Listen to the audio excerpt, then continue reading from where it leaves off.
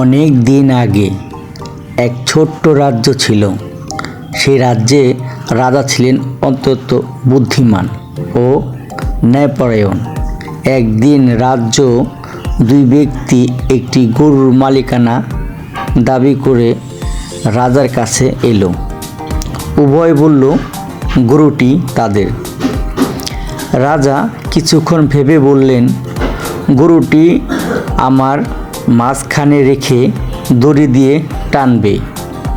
যে এটি নিজের দিকে টেনে নিতে পারবে সেই হবে আসল মালিক। দুই ব্যক্তি দড়ি দুই প্রান্তে ধরে টানতে শুরু করলো। একজন প্রাণপণ গরুটিকে টানার চেষ্টা করলো, আর অন্য একজন মাঝপথে দড়ি ছেড়ে দিয়ে গরুটিকে এগিয়ে গিয়ে তার আদর করতে শুরু করলো।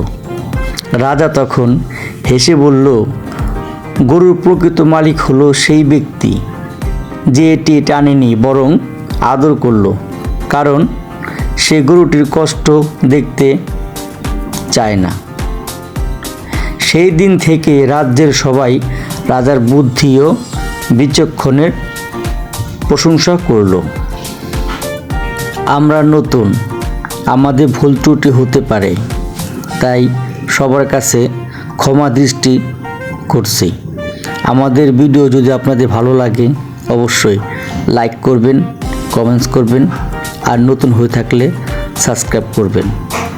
আপনাদের ভালোবাসা নিয়ে আমরা সামনে বহু দূর এগিয়ে যেতে চাই।